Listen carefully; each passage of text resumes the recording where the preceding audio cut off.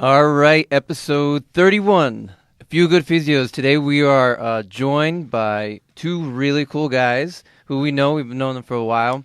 They are the co-owners of Catalyst Sport here in Manhattan, Jason Kapnick and Joe Boffi. Thanks for coming, guys. Welcome, guys. Thank you. Guys. Thanks for having us. So we've known both these guys for a little while. I myself, I think I've known them since 2014 during my SFG Level 1 here in New York, and then I started doing some work at Catalyst. I trained some clients there. And how long? I was have you? it's probably not Same? too long after. I was taking small group classes when I was considering SFG, and you guys was instrumental in helping me and actually helping a lot of my patients pass along your methodologies. But thank you guys. Thank you. Really appreciate it. Yeah. So if you guys want to give a quick little background on Catalyst in general and what you guys do, and we'll kind of take it from there. Yeah, absolutely. So Catalyst has kind of two sides to our house. We have a clinic, and it includes chiropractic and physical therapy and massage. And our clinic's headed up by our third business partner, the world-renowned Dr. Kathy Dooley. Some of you in the audience might know her. She teaches NKT. She has her own seminar series, Immaculate Dissection, and just a really super smart, progressive chiropractor. And Joe and I head up our fitness department, and on the fitness side of the house, we have kind of two main products. We do personal training, one-on-one personal training. And kind of the crux of our fitness philosophy is centered on authentic human movement, moving the way that humans should move naturally. Being able to squat and step and reach and lunge and hang and do all the things that a human should be able to do in nature. And included in that is kind of the developmental sequence, what a baby would do without even being taught. And on top of that foundation of movement quality, we build strength and conditioning on top of that. We have a big strength focus and a big conditioning focus. And so we work with all sorts of folks, anywhere from professional athletes, a lot of jiu-jitsu and Muay Thai fighters, to just regular folks. Some of them had injuries in the past, or we're co-caring kind of alongside physical therapists or chiropractors or whatnot. Both from our own clinic and throughout the city. We work with a lot of physical therapists, a lot of clinicians. So we do the one-on-one personal training, and then what Eric was kind of talking about earlier is our semi-private training. And semi-private training, we describe it being a lot like personal training in that it's completely customized for the individual. So we don't really have a kind of one-size-fits-all approach. We're like CrossFit, boot camp, a lot of these, small group fitness formats where it's just the same for everyone. That's not what we're doing. We're going to customize each program for each individual. We're going to start off with a really thorough assessment process. We use the functional movement screen, get a sense for this person's goals, their movement, their posture, kind of what they need from us from a fitness perspective.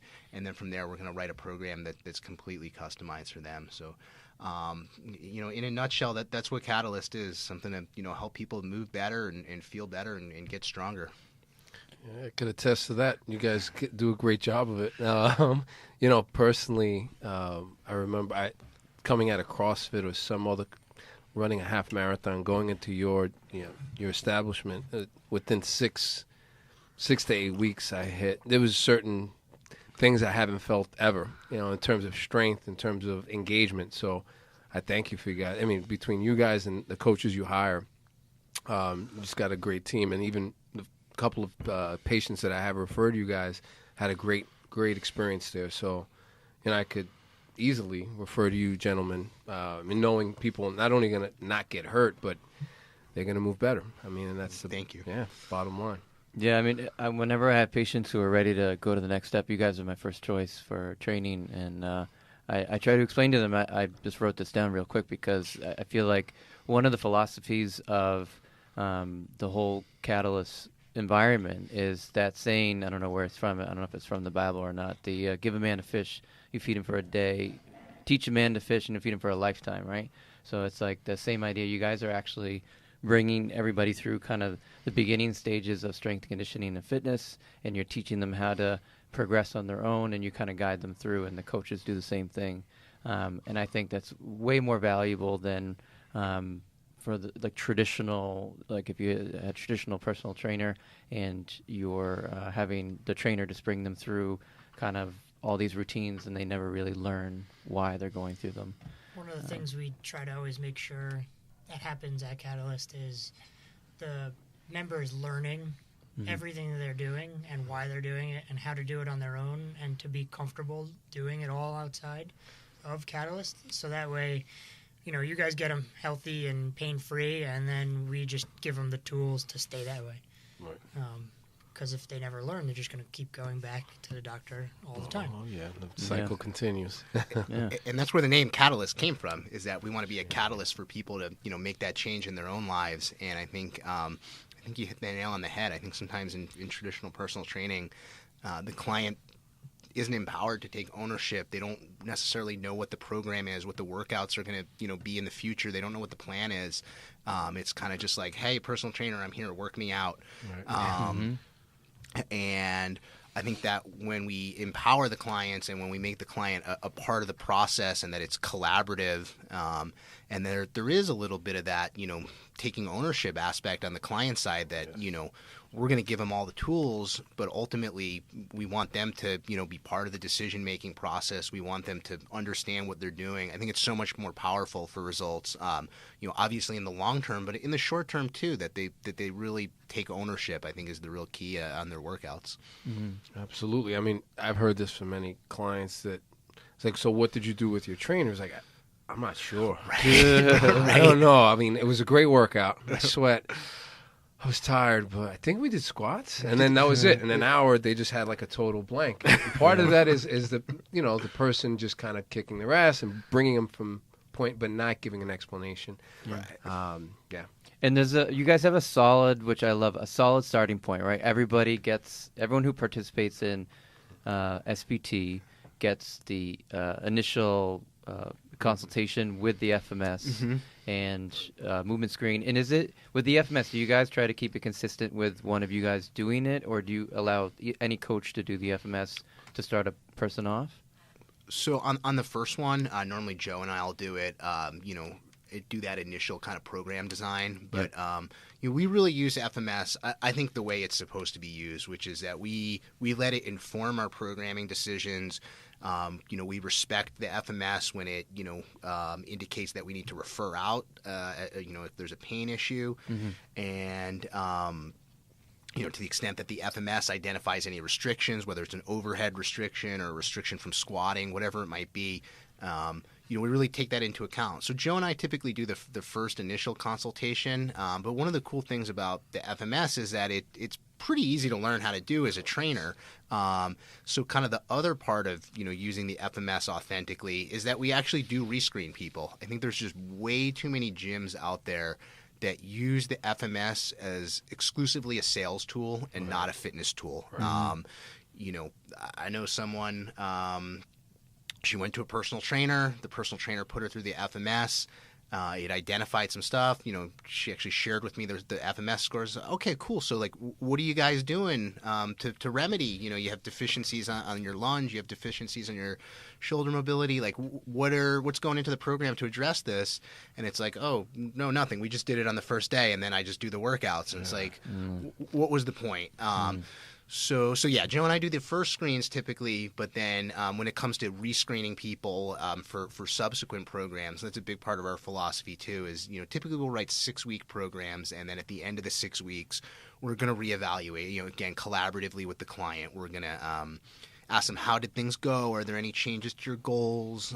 You know, is there anything you had trouble with? Things like that. We'll do our rescreens at that time, and then we'll write them a new program. So on those rescreens, our entire staff is, you know, more than capable of conducting a great FMS. And That's great. One of the powerful things about the FMS is it is so reproducible that, you know, I know if Omari did an FMS, if Fabian did an FMS, if Joe did it, that, you know, a 2 on active straight leg raise is the same for all of them. And, you know, not just at Catalyst too. Any FMS professional who's worth their salt, you know, that it should be reproducible.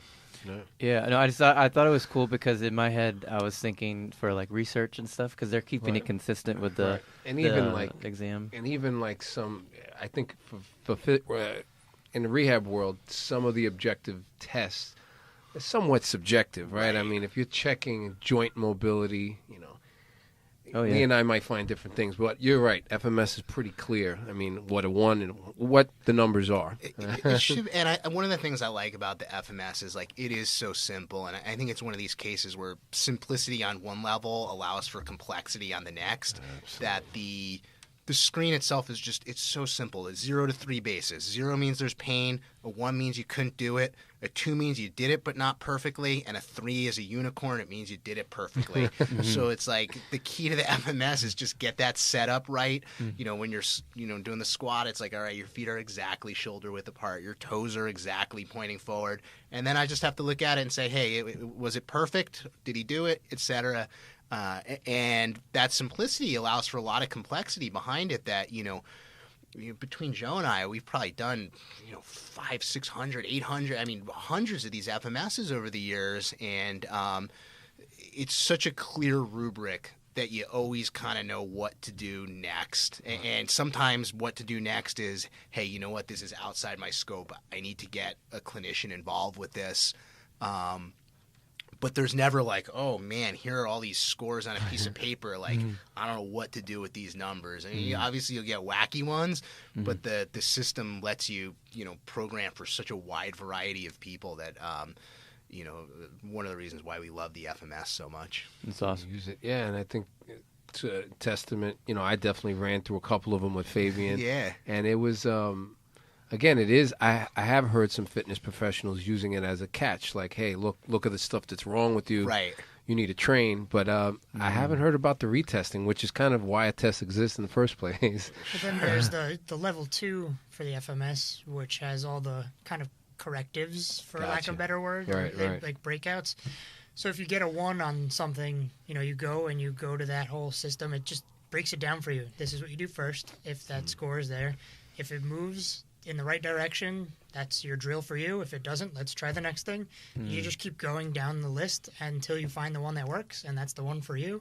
It's not really like there's no guessing. It's not like, let's just try this and see what happens. It's like, this is what you do, and okay, it worked great.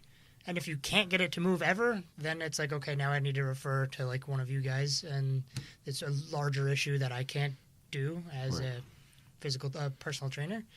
I know one of the things that Jason likes to say a lot is we never solve a medical issue with a fitness solution, or whichever way you want to say it. So I feel like the FMS helps kind of put those guidelines out there.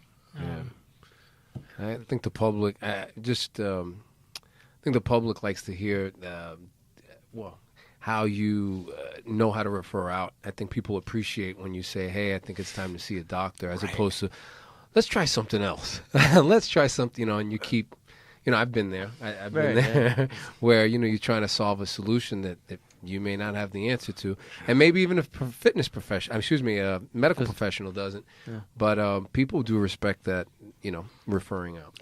It's such a big problem in the fitness industry that as fitness is kind of, I think, correctly moving into, corrective exercise and movement quality and, with our sedentary population, I think it's really important. But I think it's also important that we not cross that line, that it's like, oh, your back hurts? Like, cool, let me show you some ab exercises. Like, try the dying bug. It'll probably make your back pain feel better. And, like, maybe it will, maybe it won't, but it's totally irresponsible for someone without the appropriate credentials. And I think from Catalyst perspective, one of the reasons that we've been so successful working with people that have, whether they've had a history of pain or, whether we're working alongside of clinical care and they're still actively in pain, one of the reasons that we've been so successful with those populations is because we will never, ever, ever cross that line from a fitness perspective. If something hurts, if someone has pain, there's just nothing for a personal trainer to do about that. And, that doesn't mean that person can't work out. Maybe they've got a knee issue and we can still do upper body work in the gym or whatnot, or, maybe the physical therapist has given us a certain set of restrictions of, we want them to do lunging, but we need to be careful of this, but we don't want them to do squatting. Yeah, whatever the case may be, we'll take those input from clinicians and we'll integrate it. but we're gonna need that input first before we're working with someone that has an active pain issue. With your experience in working with other physical therapists and even doctors at some point, would you say that some can be a little too restrictive? Yeah. And I mean, this is something as being on both sides of the fence, because I recall, before I was a physical therapist, I was a trainer. General fitness, let's keep it at that. Sure. And I recall, a lot of people saying, well, I can't, the physical therapist told me not to do X, Y, and Z. And I was like, damn, that actually going to make them worse, right? If I'm not moving. But how do you handle that? I guess my question to you is, how do you handle that? I mean, it's a dance you have to play with. Yeah, I think people are definitely smarter. I think one of the things I've noticed in the last, maybe 6 or 7 years since I've been training people is that there definitely is a trend now of like, if a physical therapist tells someone like, hey, don't do squats, they're bad for your knees, or like you should never lift anything overhead. Lifting overhead is just bad for everyone, should never be done. I think people are starting to get smarter that they recognize that, hey, maybe that's not true, and I think there is a little bit more skepticism on those kind of just overly restrictive, super cautious physical therapists.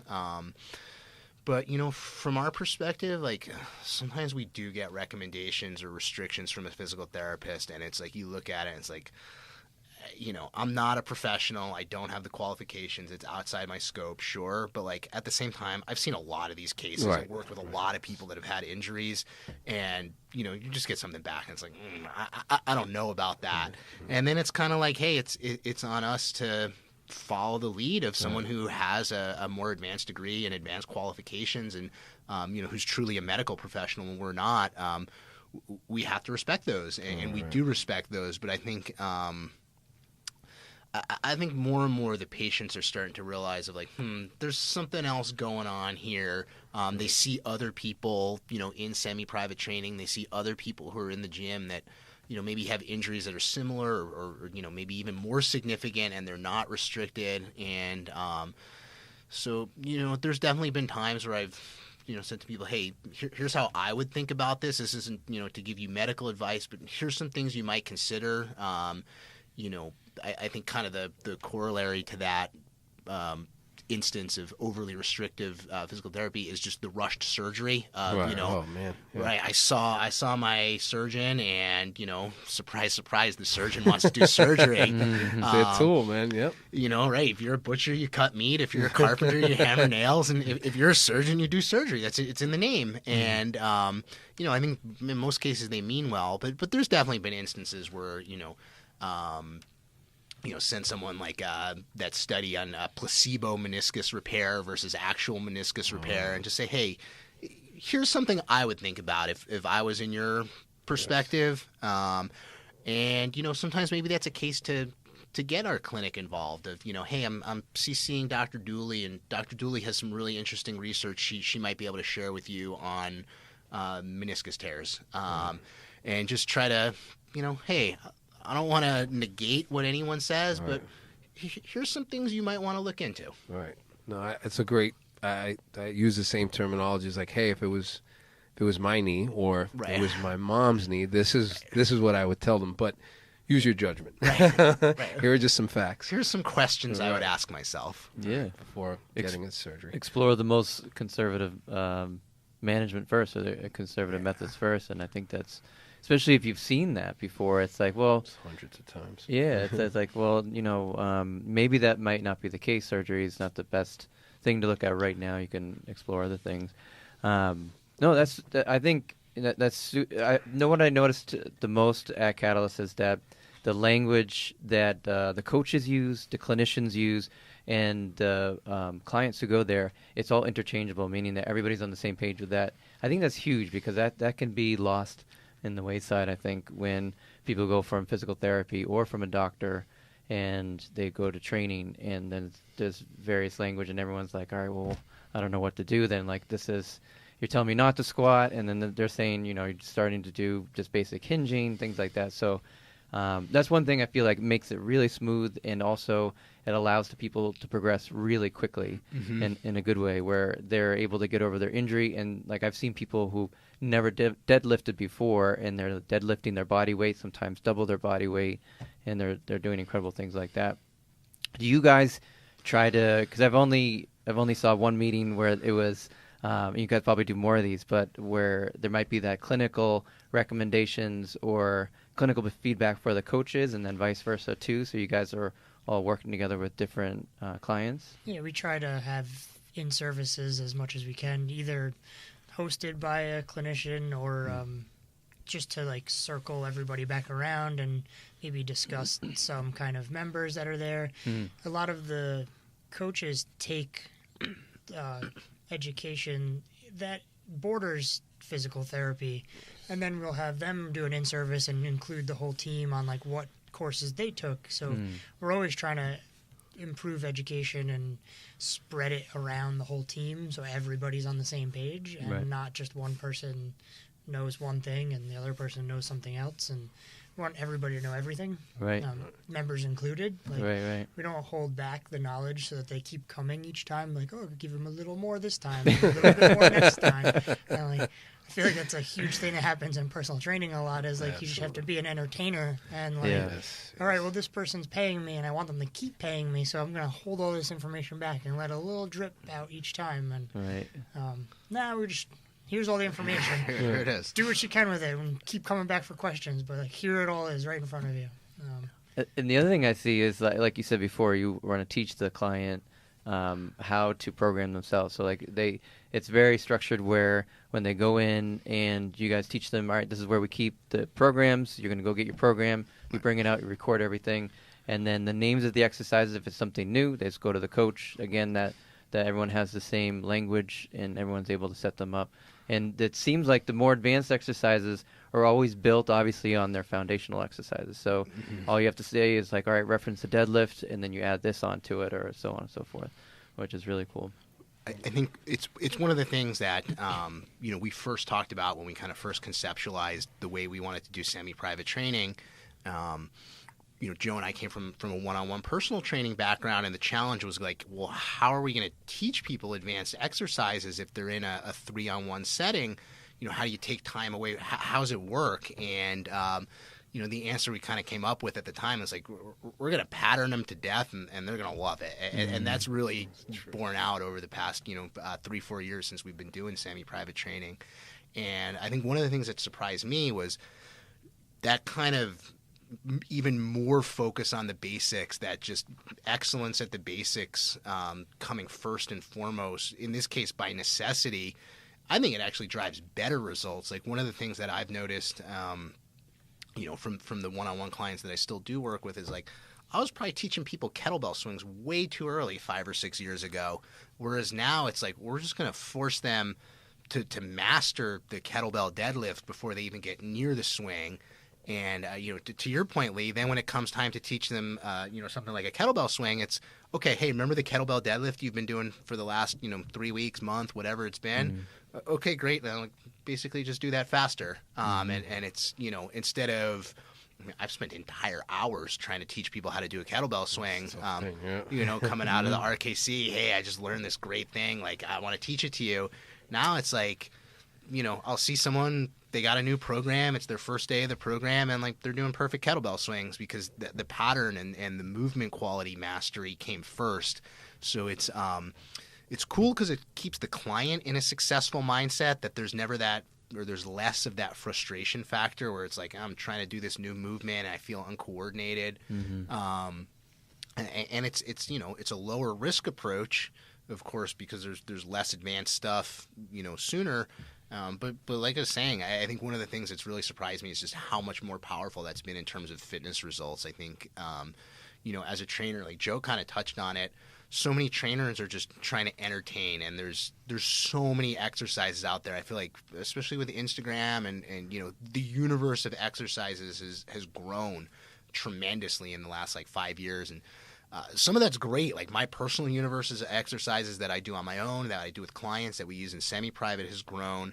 But, I think there are those trainers out there that they're just kind of adult babysitters. It's like, hey, like I got this new exercise, I got that new exercise, and it's like, I just don't know. You just can't keep up. It's not a game you're going to win in the long term. Eventually, it's like, I'm out of stuff, and that's normally when all right, got to find a new client. But what I think is much more powerful, both in terms of results and outcomes, and also, with that Catalyst idea of empowering the client to take ownership and have a long-term success with what we do, is, hey, instead of showing you this crazy thing that I just saw on Instagram where we're going to balance on one leg on a Bosu ball, doing it, whatever, here's the most basic thing there is, picking something up off the ground, a kettlebell deadlift. And I'm going to show you that why you've been doing that, why there's a better way, that, hey, this is what intra-abdominal pressure feels like. This is what using your lats feels like. This is what a neutral spine feels like, a neutral neck.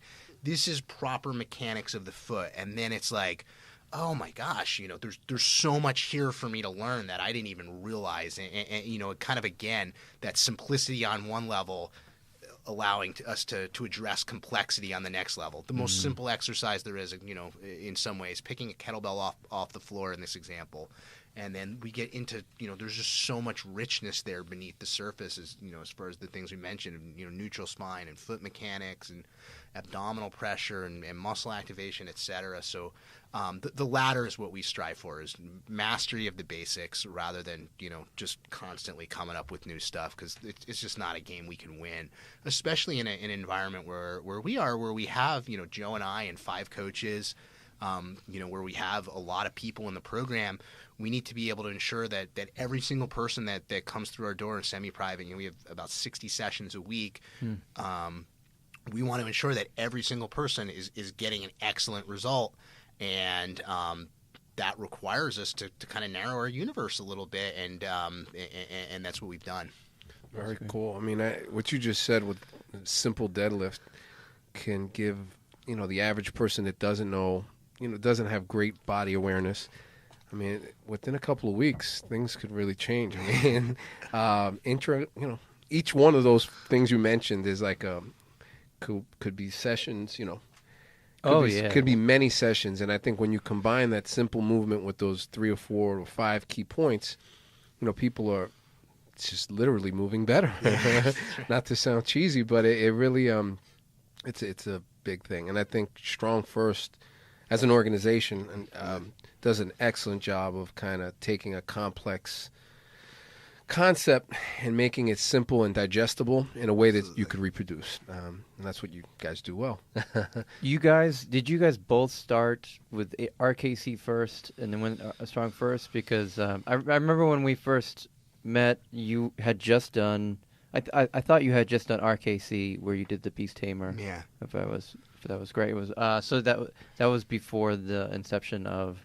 Well, I don't even remember. I don't even know when SFG started. But Jason and I think, did the last RKC. Oh, you did? That was the last big format RKC. Yeah. Like now the RKCs, and they do a great job still, the RKC. Yep. Now I think the biggest RKC you're going to see is maybe like 16, 18 people. Ours was 80. It was wow. big. It was like, in a filled like 2 turfs worth of. Was it in Chicago or was it here in Virginia? Virginia. Yeah, it was like a DC area. That's so awesome. So we kind of came in like when the split was still happening. Okay. So Pavel, we had signed up, I think, for the RKC before the split. Before it was announced. Yeah. And it was me, you, Paul, and Flex. We all went down together. Yeah, Ari. Ari Harris. Yeah, you know Ari right? Harris. Mm-hmm. He was kind of helping us and mentoring us along. And, we had signed up. I think we had just signed up. And then this split got announced. And it was like, well, what do we do? Do we try to get a refund? We heard that they were issuing refunds. As it turned out, there was a Strong First in Boston the same weekend that we ended up doing RKC. But that's what it was. There was a first Strong First. It was that's the same right. weekend. Yeah. But ours was taught by John Angam, was the master instructor, who's now with RKC. I think it was kind of put out there as like that was his last RKC before he went to Strong First. I see. Okay. Yeah. So I think we even Facebook messaged him, and kind of had some conversations with him and kind of got comfortable with, hey, if John Engham's in charge, we know we're gonna get a great product on the RKC, and we did. RKC is still a great product. Still We a have great one in product. October at Catalyst. Oh, cool. Yeah. Cool. Is Coach Fury doing that? Yep. Coach Nice. Master RKC Coach Fury. That's awesome. The new RKCs are really cool. I think the RKC versus Strong First, debate, I think, is meaningless to me. I think SFG puts on a great product. They're super fun. They're rah-rah. They're high energy. You have the kind of big team atmosphere.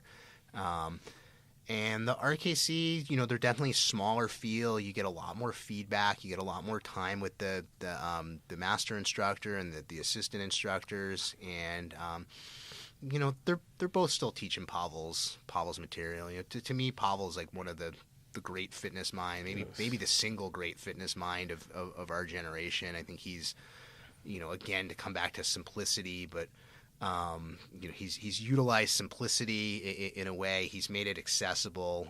Pavel's a genius, and I think both RKC and Strong First are really authentic still to Pavel's material and everything that Pavel's taught over the last 20-25 years. Have you guys? I'm sorry to interrupt. No, go ahead. Have you met Pavel at all, or? Never met Yeah, Pavel. yeah. Really? I've done Tons. level 1, level 2 of both organizations. Bodyweight certs for both organizations. Taught for both organizations at least 5 times, and I've still not So I met Pavel. Wow. Yeah, listening, hearing him on podcasts and stuff. I mean, the guy is so amazing. He's something. I was the captain of the Power to the People deadlift team. I've never met him. And our level 2 that I went to was like the first level 2 in the U.S. And at one point, like, I guess we were in a presentation, and like I don't know what it was that caught people's attention, but everyone started looking to the back of the room. I got excited. I'm like, oh, is Pavel here? Is Pavel going to make like a surprise appearance? And I think it was just that, like something had just like fallen or something, and like a couple people turned around, and then I think everyone else had the same thought that I had of like, ooh, is Pavel here? So everyone started turning around of like, oh, so no, I have not met the great Pavel, but I know people who have. Yeah.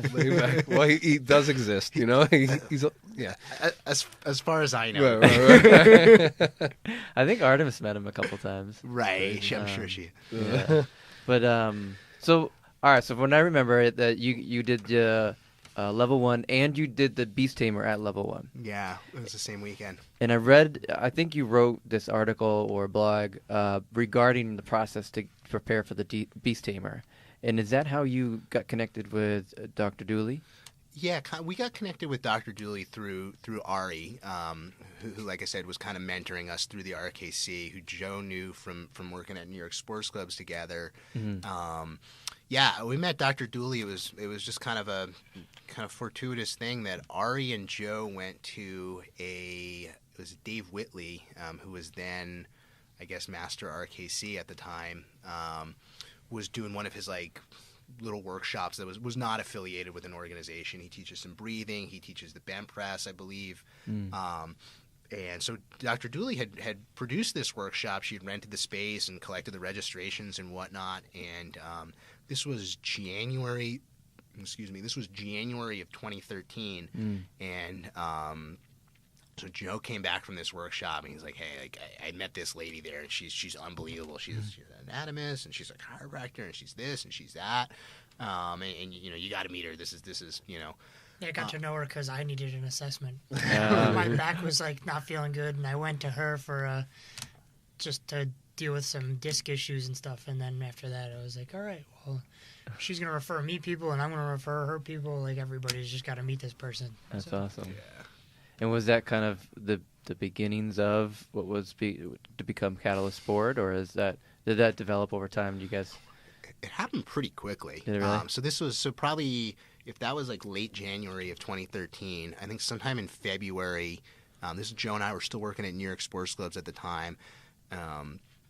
So the four of us, me, Joe, Ari, and Dr. Dooley got together, and it was like, oh, we're going to do a workout together. Dooley had just been through the RKC herself, I think in September of the previous year, and we ended up working out for like It's way too long. 3.5, like something I would never recommend someone do. There's a lot of talking, and like just BSing. But it was, and then just like It's a long workout. well, no, so it was. We start off of like, you ever do like the circle of swing? Like I forgot. That was the deck of death. Right, but then we did the deck of death after the Oh circles. my god! So we had done like these swing circles, and then Ari pulls out a deck of cards. And for listeners that aren't familiar with the deck of death workouts, it's like you'll assign each suit a different exercise. So like hearts might be snatches, and diamonds might be goblet squats. So if you draw the 5 of diamonds, you do 5 goblet squats, or if you drew the 9 of hearts, you do 9 snatches. It comes out to a lot of reps. I've never done the 3 math. hours worth. It's a long time. Well, it was like, yeah, so we start going through this deck of cards, and it's like nobody wants to be the one that's like, hey guys, like maybe we should stop. Is the deck over? And then like by the time someone finally like what it was like, hey, like at this point we're just like committed to finishing this thing out. So it was like, yeah, there's like some downtime, but like we finished the whole deck. Like I remember being We did it 3 times because we did it for birthdays. we did it for birthdays Good later God. too. That's awesome. And yeah, so this was like kind of my first time meeting Dr. Dooley, and so like yeah, the 4 of us we went hard on that workout, and then Dooley's like, you know how Dooley is, she's full of energy, she's just like there's no off switch, and so we get done with this like insane workout, and part of the purpose was of her coming to New York Sports Clubs is that she was going to assess me. And I was like, all right, great. Well, now it's like 5 o'clock. I can't move. Right. Are you ready for your assessment? And Oh it's like, my god! okay, yeah, sure. And this was, I think this is from that interview with Dragon Door that I think Yes. you were referencing. Yes. Of, so she put me through the assessment, identified that if I tried to do a rolling pattern, I'd get like severe cramps in my midsection. Of like, oh, I got to stop for a second here. Like, and I was a pretty successful power lifter at that point already. And so we're having dinner afterwards, and Dooley says to me, oh, so Jay, are you going to do Beast Tamer? And I was like, well, I can do the press, I can do the pull-up, but like I can't do a pistol squat. I've never done it because I walked on my toes as a kid. I walked on my toes until I was 8. I had what they call the Z-plasty of the Achilles tendon, where they kind of make a cut to lengthen the Achilles tendon. But I was a toe walker with a lot of what comes with that with kids, as far as being a little bit anxious as a kid and walking on my toes. And so I had that Z-cut surgery when I was 8, and it helped a lot. I was able to go on and do a lot with my athletic career, but always did have some restriction as far as ankle mobility, and I think at this time, February 2013, I may or may not have had the vocabulary to exactly explain, hey, I have dorsiflexion restriction, but I knew something was kind of going on with the lower leg, whatever, and that I had never really been able to do a pistol squat, weighted or unweighted. So Dooley says, well, hey, listen, you got 2 months to get there. I think that the RKC was scheduled for April, and we're sitting there in February. I said, all right. She kind of gave me that glimmer of hope of like, if she thinks it's possible, she seems pretty smart. And so Dr. Dooley had given me, a series of drills to do, most of which didn't even really have anything to do with the ankle. They were more, core sequencing was really the lower hanging fruit, the more immediate issue. And long story short, this was on like a Friday. I went from not being able to do a pistol squat to doing a pistol squat with the Beast by like the next Wednesday or Thursday. I did Dr. Dooley's drills probably like legitimately like 8, 9, 10 times a day, which is working at a gym, it definitely makes it easier. Of like, all right, I got 10 minutes before my next client, let me do these drills again. And yeah, like even, to this day, I still require some counterweight to get down to the bottom of a pistol. An unweighted pistol, I just don't have enough, forward movement of, ankle dorsiflexion to get down there. But like, yeah, with a 48 kilo counterweight, like, yeah, sure thing, no problem. The problem's not getting down, not getting up, because I was already at that point of, 500 plus pound, barbell squatter. It was like, all right, well, if I have the mobility, the stability, the movement quality to get down to the bottom of the pistol, like, yeah, sure, I've got the leg strength to get back up. And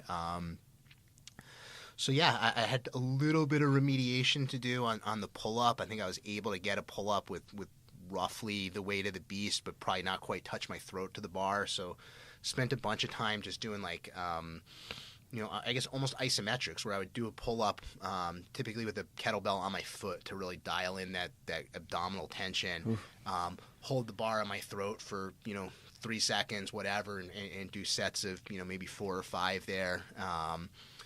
But the press and the pull-up were the easy part. The pistol was what I kind of had to solve the puzzle for, and Dr. Dooley was instrumental in that. And so that was kind of the first time that the three of us started working together. So this is February of 2013, like I said. And pretty quickly we started referring patients and clients back and forth. I think it was, in a lot of ways, the three of us, it was kind of just an immediate click, where it was like, what Dr. Dooley was seeing clinically as far as the importance of strength and movement quality and whatnot is kind of a similar, or at least complementary philosophy to what we were seeing on the fitness side of things. And it was great for us to be able to have someone to refer to that we could just trust so much. Whereas like we were saying, like, people get hurt in personal training. It's just a fact of life, maybe not the fault of the personal trainer. They, it happens on the weekend, whatever the case. You need to have that network as a personal trainer, because if they just go to any old physical therapy, they're going to come back of like, oh, like, what do you mean you're squatting below parallel? Like, you lifted a weight over your head, you swung a kettlebell like quickly. So to have someone horrified, the weight moves fast.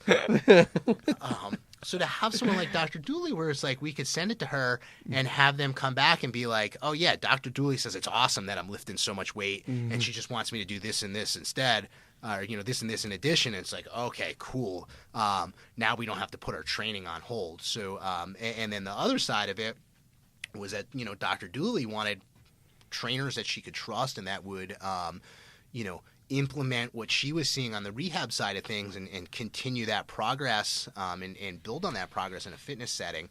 So pretty quickly we were referring patients and clients back and forth. And by that spring, like, I think by the time that we had gotten to the RKC in April, I think by then it was already like, hey, we're starting a business together. I think we weren't quite telling people yet at the RKC. No, I remember just like looking around New York Sports Club one day and just being like, I need to get the hell out of here. What are these bozos doing? Like, why does that person like have that strap around his neck standing on that wall like that? Like, what's happening?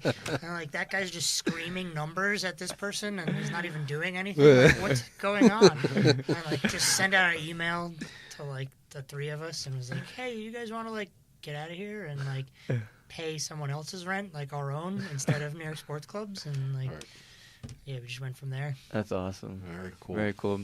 I was just thinking when you were telling that story about the Beast Tamer, there was, I'm probably going to get the story a little wrong, but I was training a client in Catalyst, and you were either running SPT or you were with a client while SPT was going on. Okay.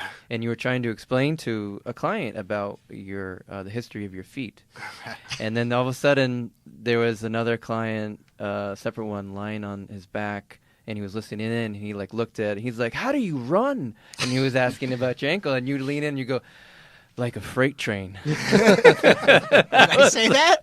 Yeah. And you obviously had a relationship with this client and joking around with him, but I thought it was like the perfect answer. I was like, just because there were some limitations of the feet, that doesn't mean you can't run. But it was for me, it was a combination of like, you guys have accurate information. You're able to just spell that to a client, which I thought was hilarious. And the seamlessness of his retort. Yes, yeah, and it was very quick, and I was like, that was great. That was perfect. I mean, I ran like a 4.44 or something 40 in high school, for lacrosse. That's crazy. I was an all-state midfielder in lacrosse. Oh, I didn't know that. Wow. So it was, I think that's the other thing too, like when it comes to, having the Z-plasty and dorsiflexion restriction at my ankle, is like, I never really viewed it as a problem. Like, I kind of, for better or for worse, I almost feel like I was misinformed for most of my childhood. Like, I remember I was kind of a precocious 8-year-old. I was very like interested in like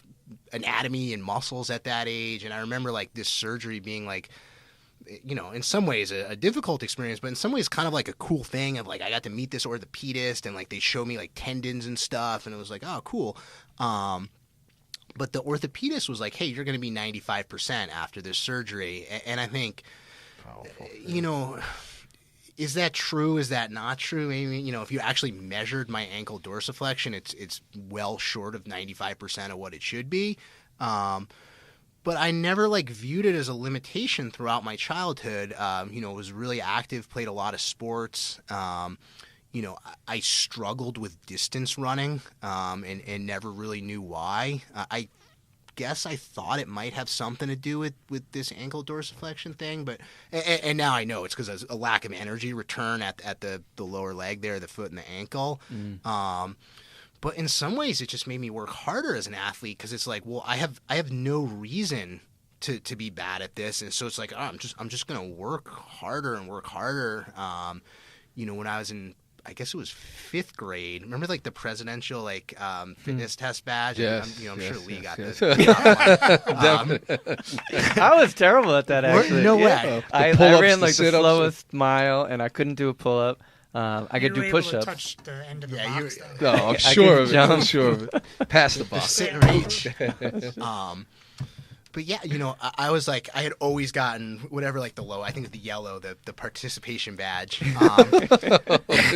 And Everybody's a winner. yeah. And I was like, all right, before I graduate elementary school, I have to I'm not going to get the blue one, but at least maybe I can get the red one. And so, you know, the mile was the hardest one. And had flunked the mile. You know, when we ran it as a class. So I asked the gym teacher, can I run it again? And I failed again. And basically, as a 10-year-old, probably ran the mile every single day for the class had moved on. They were doing kickball or something. And I was just running this mile every day until I got whatever the time was. And I think, you know, it's kind of strange to think that as a 10-year-old, that's how I was, but Competitive, man. Competitive. competitive, It right? explains a lot. But I think when you have that belief, right, of hey, there's nothing wrong with me. Yeah. I'm at 95%. I had this surgery, and I don't even think twice about it. Yeah. It's all right. I think that's what pushed me to kind of work hard in the weight room and work hard on physical conditioning, because it was okay, I'm just out of shape. I'm just bad at running. I have to do it more. And you know, I guess the point of the story is just the power of belief. And I think, you know, one of the things that we do a lot, you know, Joe and I and our coaches is the power of language. You know, especially when we're working with people that have had injuries before. The mind is so powerful and so important, and you know, the language that we use with our patients and clients and what beliefs we're imparting to our patients and clients are so critical. I think there's just too many instances, you know, where people have an injury and they just, okay, this is something that's always going to hold me back. And, you know, of course there's cases where, you know, that's true. And I'm not saying that we don't have to be conservative or whatnot. Yeah, of course we still have to be smart about our injuries. But beliefs are a really powerful thing. And I think, you know, you'll see two people that have identical injuries and have, you know, totally divergent outcomes. And I think the mind is often what separates them. Yeah, Absolutely. And That's so big right now. I mean, what we talk about a lot on the podcast, especially in the physical therapy industry, because I'm sure you guys have heard of things like nocebo. Sure. And there's just this element that it does something to the brain that when we start talking and you're in a position that someone is trying to learn from, then it can have a huge difference in outcome what they're going through. Even with your going back to your surgeon, you know, 95% you're going to be fine. I mean, that's very empowering. Even though you were 8, Right. you know, you were like, I'm fine, and you didn't even consider it, as opposed to maybe a surgeon. That would be horrible. I think it'd be negligent. But telling an 8-year-old hey, you know, you're gonna have some limitations. Right. You know, you may never run again, or something that powerful. But yeah, the true testament. I mean, you guys, I see it in the fitness industry as well as rehab and medical. But the power of words, and it's instrumental in getting people better. And research is now proving this. So it's great stuff. It's unbelievable the way that, you know, different people approach different injuries, that people just identify with an injury of oh, this is, you know, this is my, you know, medial epicondylitis, and this is something I have. You'll meet someone, a fitness client, and it's the first thing that like, hey, the first thing you need to know about me is like I had this injury, and it's like, oh, okay, like I think people get focused on it, and I think sometimes it is the power of language. One of the we have an intern now, and one of the things I was telling him of like when you're working with people that are injured is like not constantly reminding them of the injury, and it's a hard balance to strike. So like if I have someone that's a new client, and it's the second week, the third week we're working together, and they're just coming out of clinical clarity. Yeah, hey, how's your hip feeling, or how's your shoulder, whatever it is. But if we're like 3 months into training, and every time they show up for training, the first thing I say to them is, how is your injury? Am I really helping that person? Or am I just causing them to dwell on it? Like we were talking about this the other day in the gym with thoracic outlet syndrome. And I was saying I wish they didn't call it syndrome. Because once you have a syndrome, it's like, oh, I've been diagnosed with TOS. Like I have this, Right. I have a syndrome. It's not like I just have an injury of like, oh yeah, my posture's a little out of whack, my breathing's a little out of whack, whatever, my thoracic outlet's closed down a little bit. It's like I have a syndrome. Right. And I've definitely noticed that injury in particular, it elicits some different approaches mentally, and I think the power of language is definitely part of the reason that because again, it's like you're just building up the importance and you're building up the scope of this issue that may or may not be major. No, to your point with the syndrome, I mean, part of the reason they call it syndrome is because they don't really know what happened. So it's a cluster. The other way would be your a hands phenomenon. Right. Yeah. Oh, your hands are numb. Oh, The Raynaud's. Yeah, you Anyway. get syndromes. Yeah, we deal with it on a daily basis, and it's a challenge. But what you just said, I mean, we've worked alongside of some people, some therapists, so how's your pain? Or Right. First thing, not how are you, how's your knee? And then that's the dialogue, and people sometimes walk their condition to it, so they come in. Before they even get to the clinic, he's going to ask about my knee. How does it feel? Oh, shit, it hurt 3 times today off the stairs. I don't know. But great. You guys are forward thinkers, man. That's the way to be. And I've worked with therapists that they literally like, what's this on the scale today? Yeah. What, I'm just like, that's the first question? Yeah.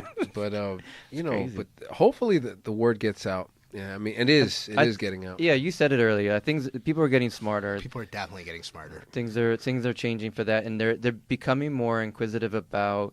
All right, well, I read this the other day, and that kind of doesn't make sense with what you're saying, but it's usually in good parts, like they're saying, like, all right, well, language is important. Maybe I don't need to get surgery right away. Maybe we could try these exercises. Maybe it's safe for me to deadlift and squat, which is super important.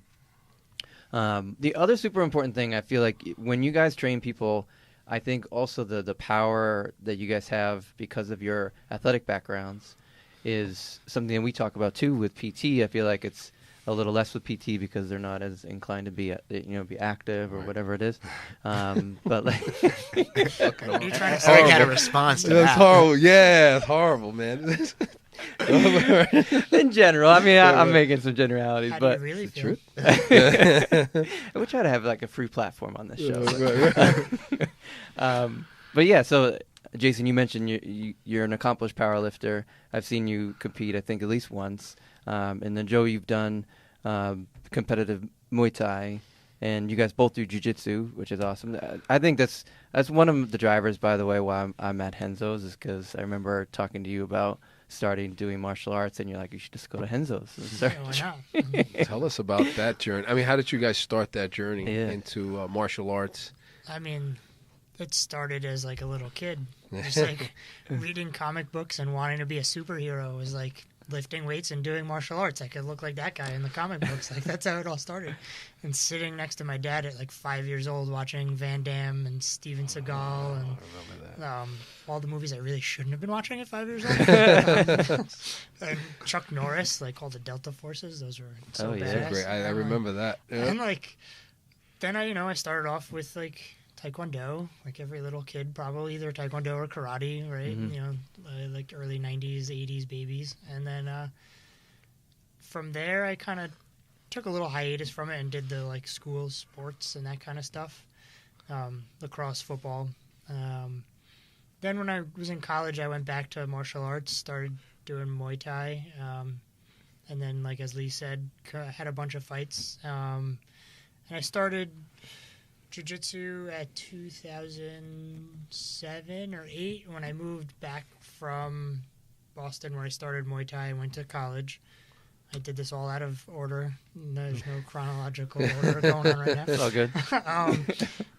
So then I guess it was when I moved from Boston back to New York City, I like asked around like where's good Muay Thai, and I ended up going over to Henzo's because it also had the best jiu-jitsu in the city, and if I'm going to be there, I might as well be doing jiu-jitsu as well.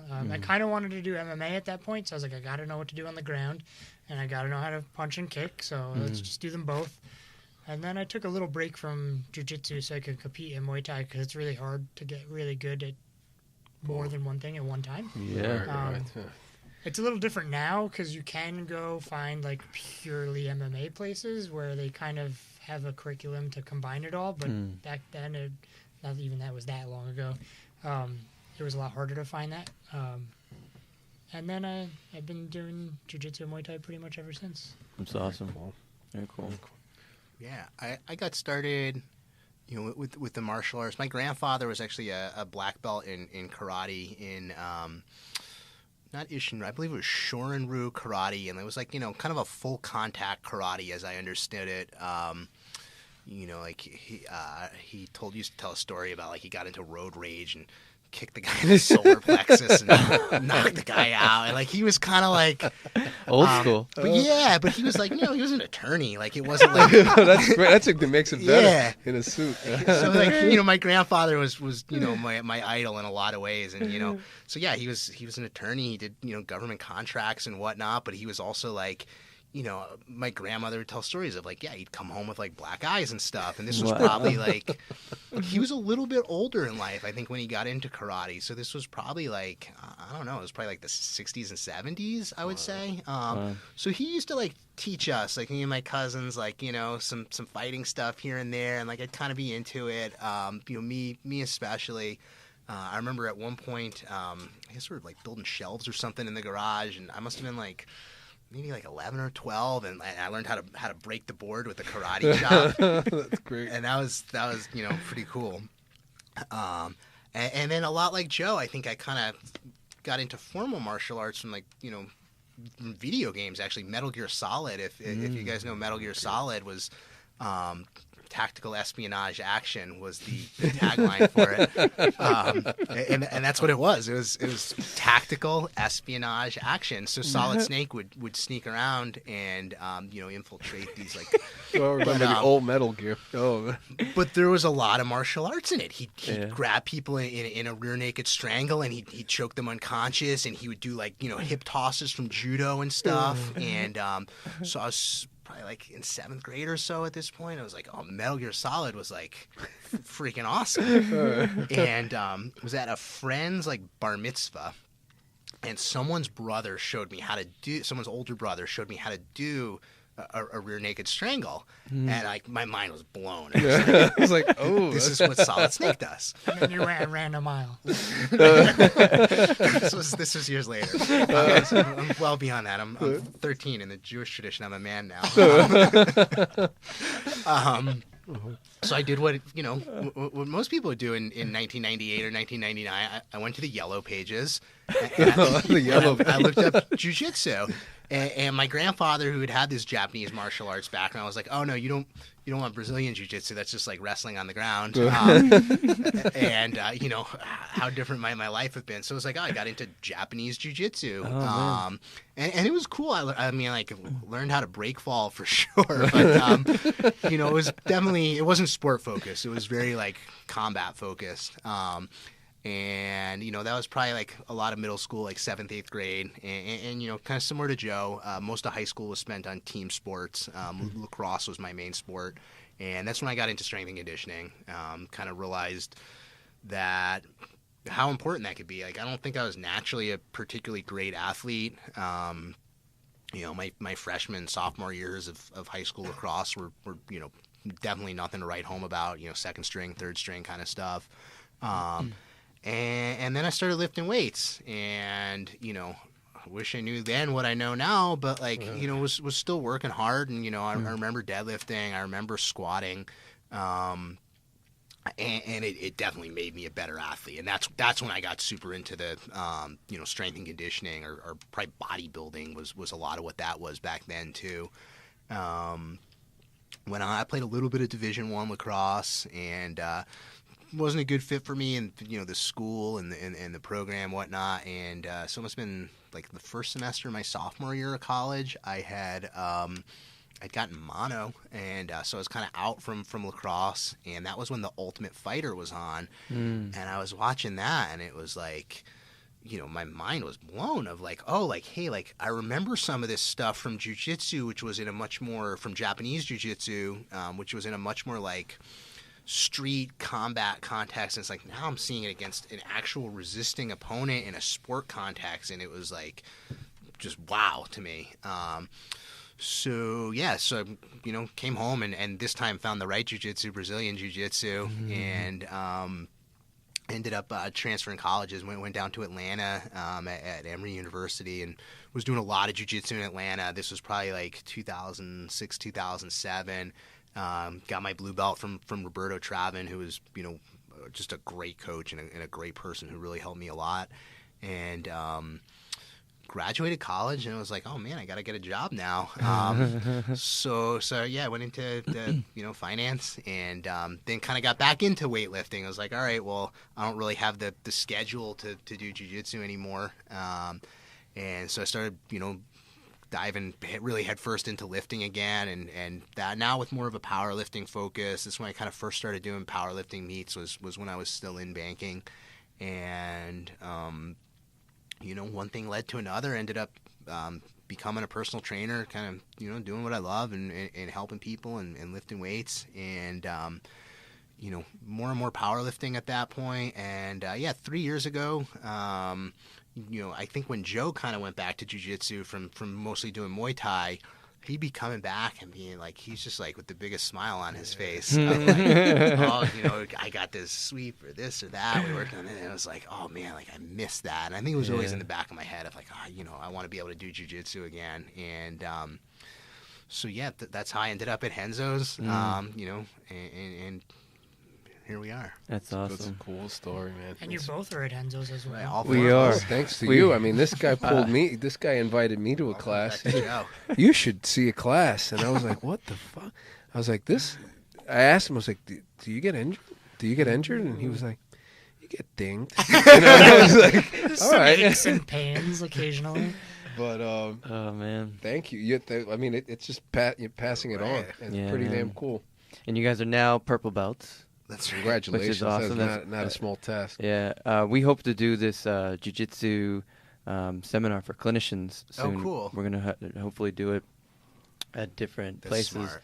But we want to talk about if someone is a purple belt, if they have a client or a patient who's a purple belt, that's a large part of their life, meaning that they've done a lot of work to get there. And one of the big things that we talk about with patients is finding meaningful activities that are important to them.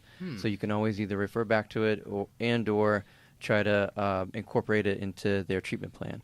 So something like that, like it should be a signal in their brain. Like if the person says to you, I'm a purple belt in jiu-jitsu, they most likely won't. But if they inquire and they find that out, then that should be kind of a flag for them to be like, all right, I'm gonna keep this in the back of my mind to help them out. A purple belt in jiu-jitsu as opposed to my 11-year-old nephew is a black belt in taekwondo. Like, well, right. You have people Exactly. say, oh, a purple belt, like, oh, okay, cool. Well, like my niece, she's a black belt. I've gotten that, while I'm working on a patient, they're like, what belt are you? I'm like, white belt. I was like, oh. How long have you been training? And I was like, a year and a half. And they're like, oh, Okay. what's the next belt? And then they do the math. I'm like, just take a class, man. See how man. tough it is. It's How totally different. Question for you, gentlemen. We talk about it a lot on the class, but how would you? We know the benefits, but for the public, I mean, how has jiu-jitsu affected your business life or personal life, and what could you speak to on that? I guess. Well, personal life, I mean, you make long-lasting friendships at jiu-jitsu. I mean, there's just something about like physical contact, like that's been lost in our kind of like society as like we've built more technology and everybody's kind of like, oh, don't touch me, don't do anything. Like they live in their own little worlds. And like, you know, if you go back like, I don't know, a few hundred years, everybody was living like together very closely, and there were always people wrestling and fighting or whatnot. And there's just something about physical contact and like rolling around on the ground in a non-sexual manner that just brings like people together, and like, you know, you just build like a bond. There's like definitely some kind of like biological, psychological bond that happens between people when you experience those things together. Sure. And then you're also going through like hardships together. Like it's fucking tough. Like it's not an easy thing to do. No, and then man. it's discouraging, and like you go through all these ups and downs with somebody, or like, you know, because you're going to the same class generally around the same times, so you get to know a bunch of people, and there's just that kind of bond that you build with a person. So like it improves your lives that way. I've been sober for like 10, 11 years or something like that, and like I don't do AA or anything, but if it works for people, it's like definitely go do it and keep doing it. But my wife always says like my martial arts, jiu-jitsu and Muay Thai and everything is like my personal MMA. It's like where I go, and I like everything gets left behind. Yes. You go in, you put on your gi, or you put on your shorts and your gloves, and you're like wrapping your hands, and there's like tying your belt. It's almost like ritualistic at some point, where like everything gets put away. Now you're here to do this, and then that's where you are. That's what you're doing. And then when you leave, like you're just like, other than being really hot and sweaty, you're kinda like, you may have no energy and you're really hungry and your face burns from the mat. But like you leave and you feel well great. said. And, like, Right. It's true. Right. you know, you might have had a bad time. Like the best Yeah, training sessions are always the ones when you walk into it and it was the hardest day for you to get there. Yes. Like you wake up and you're like, I feel like shit. Everything hurts. I'm depressed. I don't want to go. Nothing good is happening. Like I'm not getting better. But you go because you just know you have to. You just go. Yes. And then you have a great training session. Like everything's clicking, and like Yes. then you leave and you're like, wow, what was I thinking this morning that I didn't want to go? And Yeah. it just like resets everything in your brain, like endorphins and dopamine and all those cool like biological chemical terms. But like it's like just something spiritual about it too. You just walk out and you're like, huh. For sure. Yeah, it's amazing. Well said, man. Yes. That was, yeah.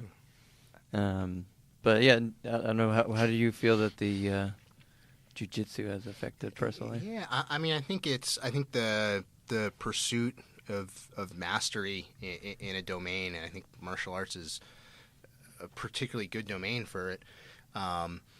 I think it's really taught me humility and to be humble. I think the only way to improve at jiu-jitsu is you have to put your ego aside. You're just not going to last more than a day with your ego, and I think it's not just a, hey, I put my ego away once of like, oh, I got my ass kicked the first month and now it's like my ego is gone.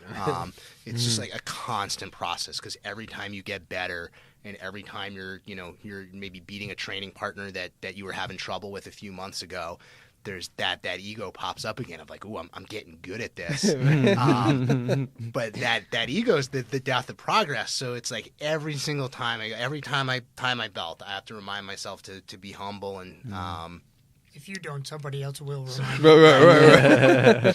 it's right. Like so many people live in a bubble where like without having, this is like tough guy stuff. Like people, oh yeah, like, anyone step to me, I'd kick their ass, of like, oh, like I'm in good shape, whatever. Like, and it's like, you just learn how quickly that's not true. Very. Right? to even like get a one stripe on your white belt, you have to get your ass kicked over and over and over again. So for someone to beat, a blue belt, a purple belt, like that takes a lot of, being humbled and kind of learning your place. And I think that process is something that's really spilled over into, a lot of other domains, business and personal growth and relationships of like, I don't always have all the answers. And I think a lot of times in jiu-jitsu, it's easy to you're watching some videos or you're thinking about something, you're doing some drilling, and it's like, oh yeah, I think I got it figured out, and it's not true. No way.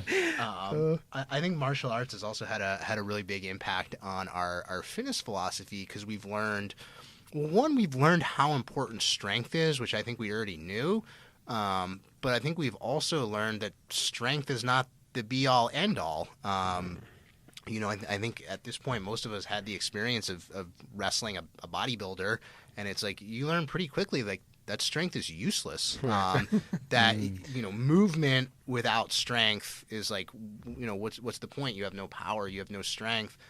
You're not able to, Express it. conduct, express force and cause injury. In the term of martial context. But the other side's true too, that strength without movement is you can't express it. What can you do with it if you only able to move in a single fixed plane? That's not how movement occurs in real life, and certainly not in a combat sport scenario. So I think it's had a huge impact on our fitness philosophy, that even for people who aren't ever going to do jiu-jitsu, or they probably don't even know that jiu-jitsu's had such a big impact on our fitness philosophy. But for me, certainly that idea of movement quality is really something that I got from the martial arts, of like, having come from a little bit more of a bodybuilder kind of strength and conditioning mentality. It's like, okay, like, here I am getting my ass kicked by this guy. I could out bench press, 3 times over. It's like, there's more to this equation here. Yeah. All right, well said, gentlemen. Thank you. It's And we goes did a way whole beyond the mat. It goes way beyond the mat. But to what Joe mentioned, I mean, you have no option, regardless of what's going on in your life. When you're training, you really don't have a moment to think about. And if you do, there's consequences to it. You got to be in the moment. Mm-hmm. But yeah, well said. Well said. Thank you, gentlemen. Yeah, that's an additional reason why I love training at Catalyst, because I'm surrounded by you guys and then all your coaches. Most of them do jiu-jitsu, and it's all kind of like-minded. And there is a lot of, I know I always bring this back to our industry, but there's a lot of PTs who not only don't move but also don't understand these things, which they don't have to do jiu-jitsu, but it's just important if they have to learn something that might help their patient, and sometimes they're like kind of blocking it out. Well, maybe they just have to kind of step aside. And one of the things that has helped me a great deal in jiu-jitsu is like, I've been doing martial arts all my life, but going in there, I was nobody, and I learned that real quick.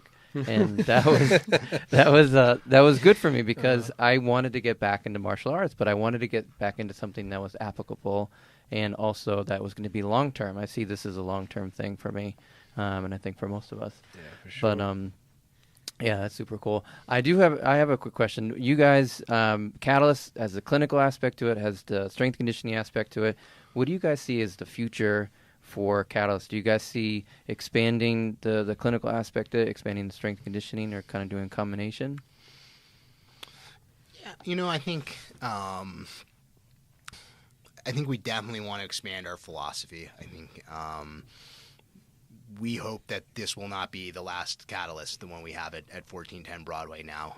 We definitely want to spread the gospel of what we're doing. I think that outside of New York City, and even outside of Catalyst, I think there's just so many people that are kind of still in the dark as far as what constitutes good training, what constitutes meaningful progress in fitness, and on the rehab side as well. So I think there's from a fitness perspective, like, yeah, it's a little bit more obviously scalable, just from a business perspective of like, we kind of already have approached some of the measures of scale here. For example, there's sessions going on at Catalyst, and here Joe and I are sitting on this podcast. So it exists without us necessarily having to be there. And I think that's, to me, the first prerequisite for scale is that the owner doesn't need to be involved in every single session and every single aspect of it. So I think, expanding and scaling that fitness product, whether that means additional Catalyst locations that are owned by us, whether that means franchisees, if you're out there and you're interested in franchising, give us a shout. But no, whether that means, additional, Catalyst locations, whether that means franchisees, whether that's, Joe and I acquiring other gyms that are similar but don't quite have it all figured out yet, and then kind of showing them how we use our system, and using that as a strategy to expand our vision and expand our philosophy. One other thing that helps us as a business, I think, where a lot of other gyms that do similar things, everything is systematized where we can just plop it somewhere else. Right. As opposed to just everything's kind of run and it goes and we don't really know how, but it gets there and then the bills are paid and that's it. Right. Yeah. And that comes back to the repeatable product that we were talking about earlier of like, we use that FMS as a standard operating procedure. We have a proprietary, assessment that we know exactly what it's going to look like. And that allows us to deliver excellence to everyone that comes through our door, as opposed to like, oh, I'm just going to wing it. It's like, sometimes you're going to knock it out of the park. And like, if you're winging it, sometimes you're not. So yeah, I think as we expand that brand, I think the clinical influence in what we've done with Catalyst, I think is really central to our philosophy. That even, like we were saying, that we never solve medical problems with fitness, but at the same time, what we've learned from our own clinic, what we've learned from guys like you and working alongside you, some of the conversations we've had with patients, some of the conversations we've had, taking seminars together. Like, Lee and I took the FRC seminar together and had like a 3-hour car ride home, and to hear what was important to him as a clinician versus what was important to me as a trainer, and taking those different perspectives from the clinical side and being able to apply them on a fitness context, I think is really central to the brand. So I think as we expand, we'll continue to keep that. I think, just to kind of close that off, I'll close it with a thought that I think Greg Cook has said, which is that, like, if you are like a super high level athlete, what do you need for strength? Well, what do you need? You need, strong core. You need to be able to, have strong glutes, powerful hips. You need to be able to rotate well. Well, if you're, an executive who's trying to get out of back pain, well, what do you need? Yeah, you need a strong core. You need, strengthen your hips. You need good posture. You need to rotate well. So I think that, strength and conditioning and rehab, I think in a lot of cases the needs differ, not necessarily by type, but by degree. It's like, well, how much of this do we need versus, not necessarily needing different things. And, so that's definitely, that kind of fitness equals rehab mentality that they exist on a spectrum, I think is definitely something we subscribe to.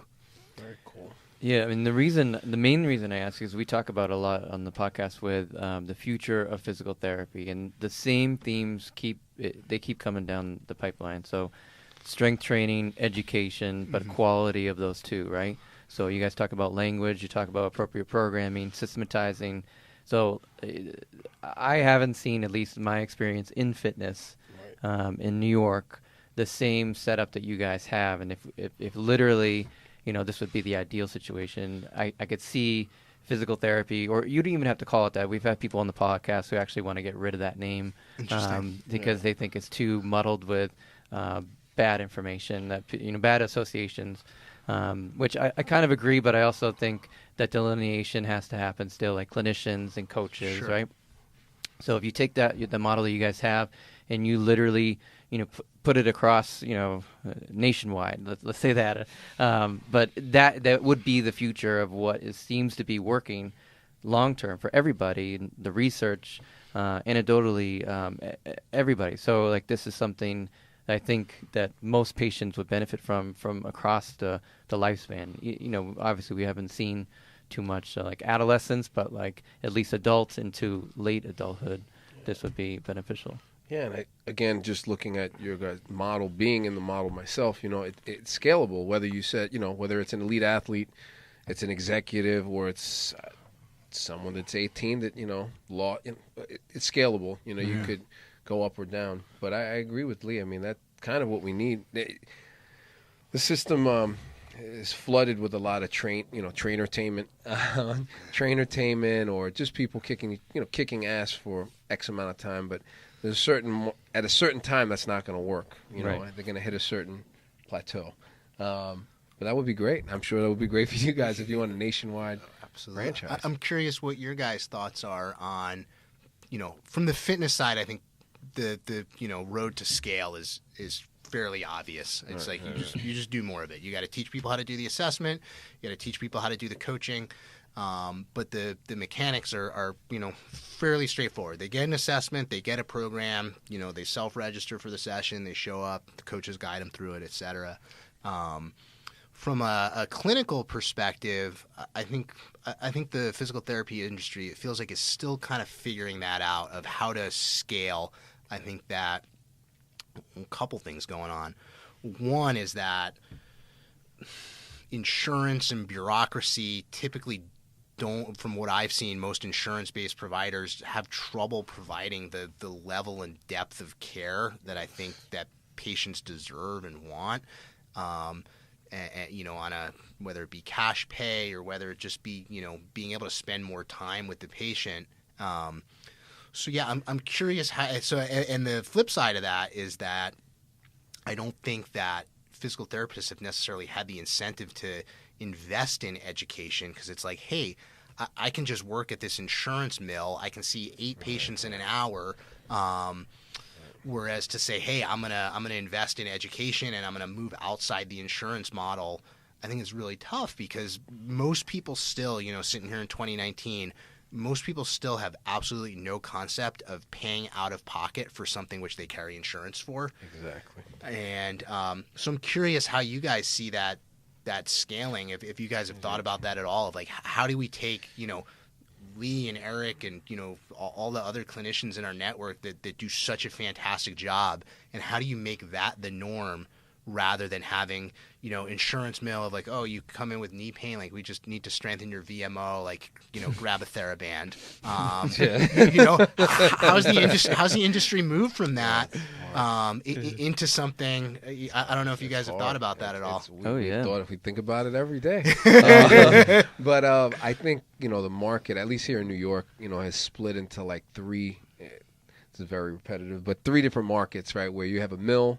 You have these large institutions that kind of do the right thing, and I'm going to use, let's say, hospitals as an example, where they have hospital-based practices where they do have a little extra time with patients, and they do stay in-network. And then you have the boutique, small, out-of-network cash-based, and those are growing at a high rate. And here in New York, it's a unique market in that people do have the cash for it. There's still a pushback. But we are a bit spoiled in this market, and people, from fitness and from a rehab perspective, people do spend. There's a lot of spendable income. So I think it's really point of entry. If a patient goes to one of these mills, that first impression is, well, I went to physical therapy. I paid $30-$40, put e-stim, ultrasound. I got 2 TheraBands out of it. I know how to do a clamshell, kind of, because the therapist was helping me on the table. So that was it's point of entry. So if that person, it's totally not much of a value. It's about $30 worth of service. Whereas that other person said, hey, you got to see Lee. He's a little more expensive than your insurance policy, but I got to spend an hour with him. Actually, I only saw him 3 or 4 times. And I'm in a bed. So it's a value thing. It's going to be very hard to move the needle, because at the mill and large institution, there's a lot of money at play, and there, I think we mentioned this before, that a lot of practices are kind of cozying up to the insurance companies, say, hey, so how do we make this work? So if you remove the insurance company, they're out of business, which is insane. How is that needle moving?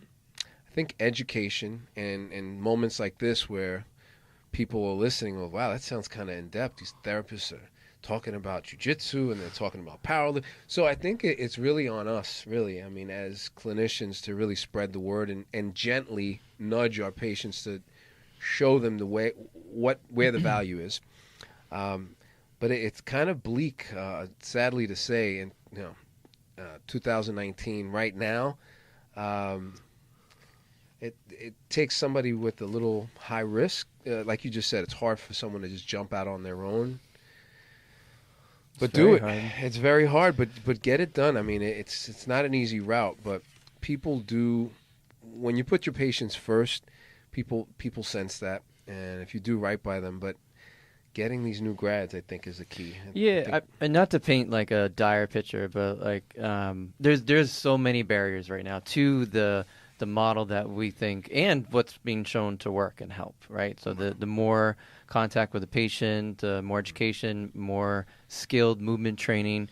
So you got the insurance part of it, which definitely limits care as a whole, just because of their model is promoting the in-network part of it, and the in-network part of it is going to always limit visits and limit the time with the clinician. I almost said provider, my God.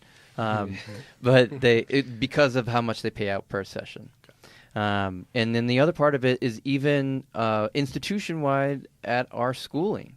Our schooling does not promote this stuff. You go to any PT program in the United States, with the exception of maybe 2 or 3, and this is no exaggeration, there is no strength training education. And that's a huge problem. And there's no strength training definitely on our boards. So that the curriculum for each DPT program, obviously, they want to allow people to pass their state boards. So that's what's part of their curriculum.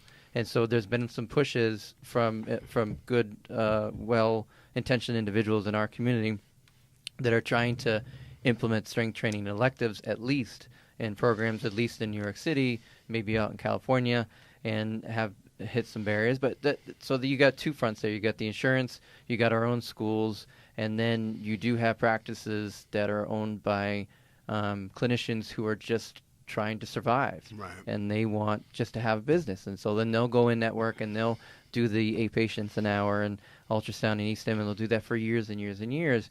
And then, but I agree with you. I think the first point of contact is the new grads. So if we can get more new grads exposed to this, in a sense that, like, you don't have to go into these places. You can, with a good supportive network, go out on your own and or start working in places that have already started to develop. You know, Right. We've known a couple people who started to develop places. So I think that's the first thing, because right now the insurance and our own institutions are not going to catch up for many years.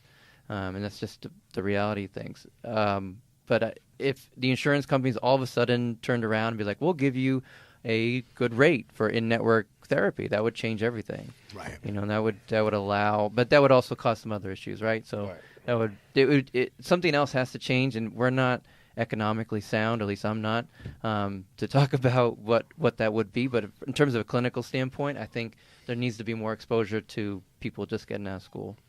Yeah, it's funny too in the healthcare world of, like, people are just completely divorced from the cost of something, and, like, even just to take physical therapy out of it, like, you go to the dermatologist, it's like you don't even know how much that costs until, like, 6 weeks later you get a bill. Mm-hmm. If you're like, oh, how much is it going to cost to they're like, I don't know, it's in network, but, like, and I think that, like, until people start and I think, so kind of to bring it back to physical therapy, like, people go to physical therapy, 2-3 times a week. They're paying a $30-$40 copay. How much is the insurance paying out, on a weekly basis? Obviously they're keeping costs down and whatever, and, maybe not as much as the physical therapist would like to see them pay, but, like, those costs are just adding up. The patient doesn't necessarily even know how much the physical therapist is getting paid behind the scenes.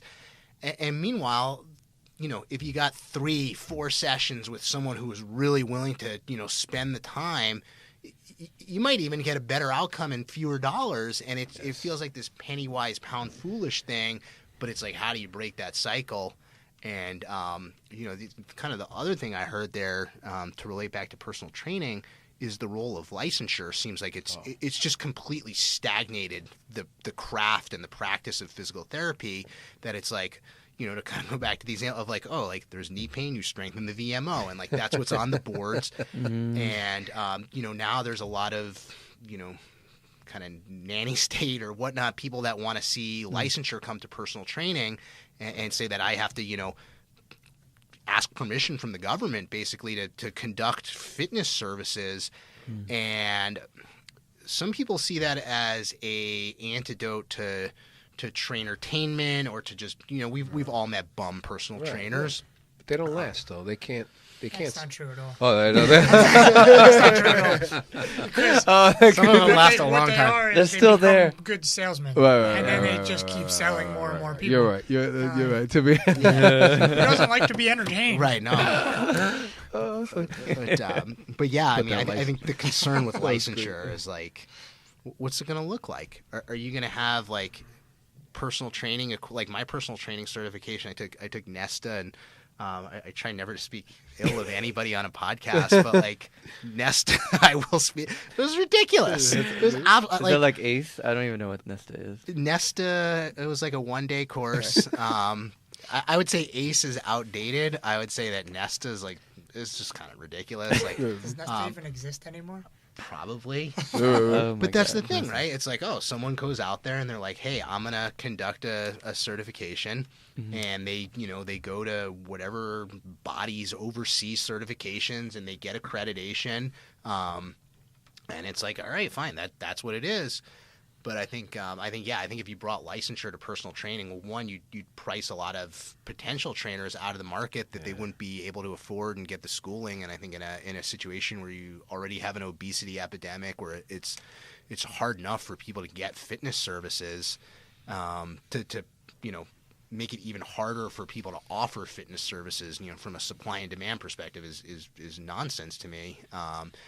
And I think licensure also has a tendency to stagnate in industry. Look at Joe and I. Joe went to school for mechanical engineering. I went to school for economics. I think one of the reasons why we've been able to be successful and innovative is because we've had a little bit of an outsider's perspective, that we've been able to come in and say, hey, you know what? Like, what I see that guy doing over there, that doesn't make sense. That's not consistent with my experience. In my own workouts and my own strength and conditioning, and this isn't consistent with how I see the world. And I think that's, I'll get off my soapbox. No, I'm not a good. professional licensure, but it's just an interesting commentary on how that's affected physical therapy, and super scary to see people want to bring licensure to personal training. But on the other side of the same kind of coin, it's so easy to get a personal training certification. Mm-hmm. Like, I have NASM, or I had NASM, I don't know how many years ago. There's no personal training certified person on this side of the desk. Our certs are lapsed. Same. I mean, we have like Same here. We have a lot of continuing ed. Right. kettlebell certification. Means Our nothing, expertise is well established. Right. But on the other side of the same kind of coin, is it's so easy to get a personal training certification that you could really hurt somebody. Sure. Like I have NASM, or had NASM again. And it's probably one of the ones that's most known out there to like the layperson. They have the most like marketing or whatever. You'll see them. I just had to study or pay a huge fee. It was like way too much money, and go to a testing place and sit in front of a computer and take a test that was like so arbitrary. Like I guess it showed that I had some knowledge, but it didn't show that I could demonstrate anything. It didn't show that I could actually coach anything. It didn't demonstrate that I could see this person doing something wrong. It was like, it was terrible. It was a waste of time, and it was like, this is supposed to be like the high standard. I guess there's one other certification, the NSCA, where you actually have to have like a associate's or a bachelor's degree in something, and you send that in to be able to even take the test. Like, but even that, I don't even know if there's no practical. Like, how is there no practical in a movement-based practical job? That's huge. Doesn't make any sense. The fitness industry is wild like that. Like Joe was saying, that there's plenty of low-quality trainers that do well in the industry. And I remember one day I was working at New York sports clubs, and there was a guy who was pretty successful by at least by dollar standards, personal trainer there, and he was like the epitome of adult babysitter trainer-tainment. It was just like, you'll never see the same exercise twice, and like these exercises, like they don't even make sense. It's like how do you think that's a good idea? But anyway, so I'm sitting there foam rolling, and so he was, not a bad looking guy. He kind of he looked the part a little bit, and he was like, he just had like a kind of like nice way about him. Like he worked with a lot of like kind of like weight loss, not like extreme weight loss, but like, people were just a little bit overweight and, were kind of new to the gym. That was kind of his sweet spot, especially females. And so I'm sitting there foam rolling, and this girl comes up to him, and she fits that profile of, a little bit overweight, looking to get into working out. And she starts asking him questions, and he just gives like the most like elegant, like seemingly thoughtful, like just like really well spoken answers, and like she's eating it up. And I'm sitting there like, you know, not eavesdropping on purpose, but I guess eavesdropping. And I'm like, none of what he just said is true. There's like all of that was just a big pile of bullshit. And I think that's what makes the fitness industry so challenging. And I'm sure he sold that client. Well, of course. Absolutely. No Still with them now. 50 sessions. And it's like, you know, it makes it tough. It makes it tough from a marketing perspective. You know, I think one of the things that we've definitely found challenging over the years is like, how do you communicate the difference in what we do versus what someone like that does to the layperson? And it's not so easy. It's not easy. And fitness is so crowded. Like, you know, in web marketing, they talk about like the kind of like 3 most predominant things are like sex, fitness, and like skincare, something like that. It's very attractive. It's easy to get into and just start talking about fitness. Everybody wants to look better. It's, you know, we've talked a lot about, you know, functional training and strength and conditioning, but like every single one of us first started working out to look better. Of course. And it's just so easy to play on people's emotional desire, and not play on in a, you know, malicious way, but just from people who are good at marketing and maybe not as good at training. It's just it's easy. And the other part of that is like almost any fitness is better than no fitness. You know, that it's like, all right, we're sitting here and like, you know, obviously I think our way is the best, because if I didn't, I would go out and learn what I thought the best way was and start doing it that way. But you know, people say, oh, like, is this bad? Is that bad? Is you know, and most of the time the answer is nothing's really bad. It's what's worst of all is sitting on the couch. So like, that's the challenge of it, is like you'll have someone who's providing a less than optimal, let's say, a less than optimal product. It's still better than no product. And it's like, well, how do you get someone to, you know, believe that, hey, you've been getting results doing, I'm not even going to call anything out. You've been getting results doing, you know, whatever XYZ training, but actually I have a better way. It's like, well, why would I stop doing what's already working for me? So it's it's a thorny industry in that way. We need more Instagram butt shots. That's right. Yeah.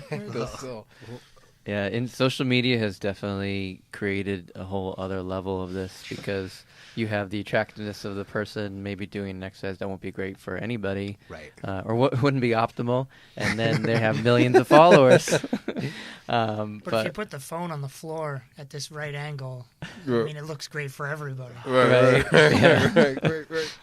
Very true. It's crazy. You go to a gym now and it's like, you see people and it's like, they set up the camera, they spend all this time, Tripods. this and that. They do like a set and then they look at it and I'm like, are you working out? Are you working out, or like did you do your workout earlier? And like, you look great. Did you do your workout like earlier today and then you came back to film this stuff, or like what is? That's how you run a business. I guess so.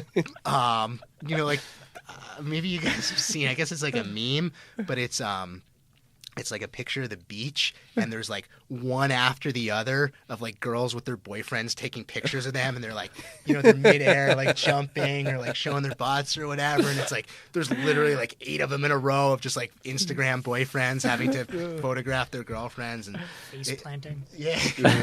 Yeah. So you go to the gym now, and it's you know, and then they set up like these freaking circuits where it's like, I'm going to jump on this thing and then I'm going to go swing that. I'm going to go throw this and then I'm going to go jump on that. I'm going to flip the tire. And it's like, can I get like 3 by 3 square feet to swing this kettlebell without having you just run by me flipping tires, please? Like, can I just have this area? But, You just go stand in front of their camera with your hairy ankle, like, right off to the side. They got to do it all over again. it's a hairy ankle. I thought you were going to say something else. It's like, ooh, it's a family podcast, Joe. That's explicit. Whatever, you say what you want. That's great, man. No, you see a lot of people at the gym with phones following video training too. Right. That's another funny thing. They're watching the video, moving around, doing kicks, and thousands of clamshells. We talked about, or I don't know if I talked about it on the podcast, but I was interviewed briefly from Yahoo Fitness about like the trends of fitness, and the app industry is like insane right now with ClassPass to Go and all these other things. But I don't know if you guys have heard of the ClassPass to Go one. Not to go, but I've heard of ClassPass. Yeah, What's so the difference? they developed this app. You basically can go on and put your earphones in, and you can choose like run, strength training, bike, whatever. And then let's say run is the easiest, and then they'll just guide you through a run while you go for a run. And then strength training too, they'll have videos. You've heard of the Mirror or seen the Mirror one? Yeah. Yeah. It's very similar to that, where they'll have like a video and you just follow along. But It's like that stuff's not bad, but No. it can't be the only thing you're doing. Right, yeah. Because like you can learn and you can get some good workouts, but like, are you actually doing it right? Or how Right. does your No knee feel feedback. after you've did this? Or like, how's your back? But like, and is that thing the right thing for you to be doing for what you want to achieve? Like, the app's not necessarily giving you feedback. It's not doing the FMS for you. But again, if you're not going to do anything and you're going to sit at home on your couch eating potato chips, like get the app and go do something. Yes. Fine, go do it. yeah. But I've always said, though, we'll never be out of a job in terms of, you know, the personal connection. Going back to what you were saying about jiu-jitsu and personal contact, with teaching and learning and coaching people, you know, that they could use an app and that'll take them thus far, but nothing's going to beat another set of eyes, another person, another brain. Right.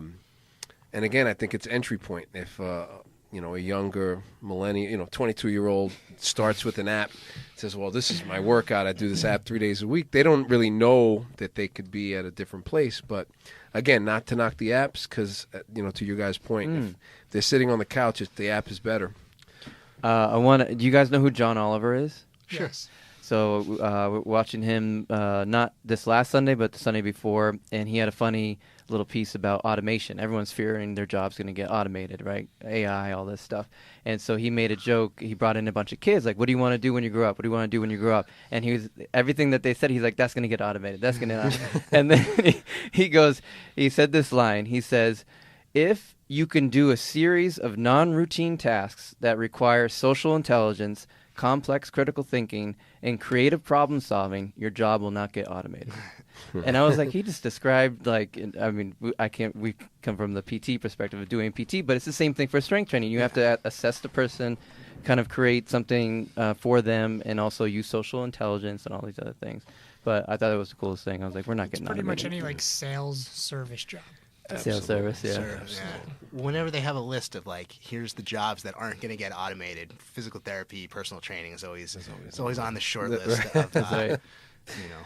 I'm sure they said the same thing about toll booth collectors. And then that Easy Pass came. No, but it is a thorny place. I mean, it could go a lot of ways, but in the last 10 or 15 years, I mean, it's just exploded. And I've things definitely found a change. bunch of people have come to us and like they've started out with like an app or a ClassPass thing, and that's how they kind of got into fitness, or even the other like huge fitness thing that's out there. They start off doing it that way, and then they realize like this isn't really working for me, or like it's just not enough, or I got hurt, and then that's when they end up coming and finding us, and then they're like, oh, I wish I knew about this 5 years ago before I wasted all that time and energy. And so it's still good in the sense that like it gets people into the industry, into doing fitness. And then, like Jason was saying earlier, people are more educated lately because of the, you know, it's just so much easier to find information and get educated with the internet and all that special stuff like that.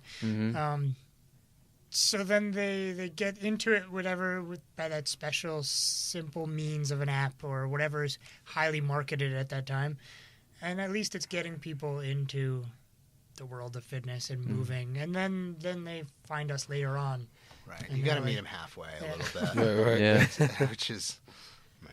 yeah, it's a challenge. It is, right? Because it's like, oh, like here's Catalyst. Like it requires like mindfulness and like hard work, and like you have to think, and like we want you to collaborate with us. And it's like, or like you could just jump up and down and run in a circle. It's like, oh, you know, I get why that's attractive, and you know, it's like, you know, we talk about this sometimes with, like, you know, with celebrity trainers, or with, you know, from a marketing context of, like, you know, you can't lead with, like, hey, here's this thing, it requires hard work and mindfulness, and, like, you know, we've had ownership, ownership, right? If like, you fail, it's probably your fault. Personal not responsibility. You know, we've had one or two people in the last year who've, like, come to Catalyst, and they're, like, super hot to trot, and they're like, oh yeah, I want to work out, and they've never worked out before, and they're like, oh, I want to start doing, like, 3 times a week, and then, like, they get into, like, the first couple of weeks, and it's like, oh wow, like, this is really hard. Like, I don't really know if I want to work out 3 times a week. And it's kind of repetitive. I'm like, oh, adaptation. You want to adapt, right? So you got to keep doing the same things. But yeah, right, like, you know, that trainertainment of, like, oh, like, we're going to jump on the box, flip the tire, do that, like, just turn your brain off.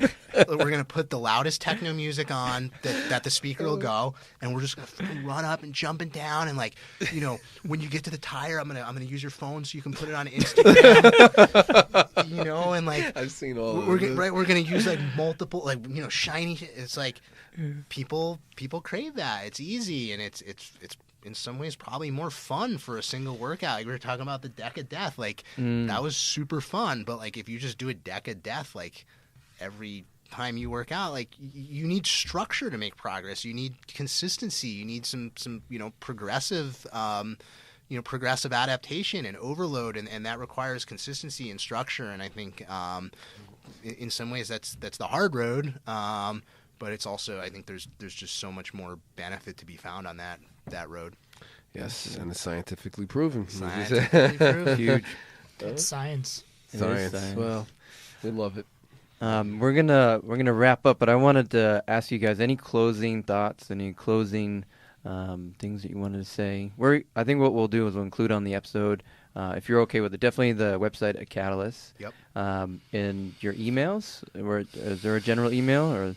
No, they you know what? I say this on a lot of podcasts I'm on. I say this in every blog I write, in my email. I'm Jason at CatalystSportNYC.com.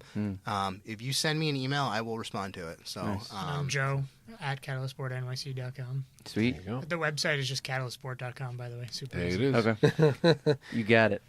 But yeah, any closing thoughts? This has been awesome. Jason has lots of thoughts. No, I mean, I want to thank you guys. I think, you know, my closing thoughts are, we've talked a lot about, you know, education and the importance of education, both for professionals to become more educated, as well as, you know, for the general public to, you know, understand what goes into good physical therapy and good training. And I think it's, you know, you guys are truly 2 of the best. I mean, we work with physical therapists, you know, throughout the city, and we really look to you guys as, you know, thought leaders and just truly the best of the best as far as providing care to your patients. The patients that I've worked on together with you guys are, you know, they've just seen such great results. So I think it's really cool that you guys are doing this. And Thank you. Appreciate you know, that. hopefully you'll win some converts. Hopefully someone out there is listening to this, and, you know, will challenge themselves to say, hey, you know what, like, I'm going to invest a little bit more in education, because, you know, our clients and our patients deserve the best from us, and that requires us to be our best selves. So, you know, if you're out there, you know, try to get 1% better this week, and do it again next week. Kaizen. Kaizen. All right. Very cool. Thank you, gentlemen. It's been a pleasure. Yeah, thank you guys. Appreciate it. All right. Thanks for listening. Signing All off. right. Thank you for listening to A Few Good Physios. Follow us on Instagram, Twitter, YouTube, and Facebook. Follow us each week while we interview guests and have clinical commentary.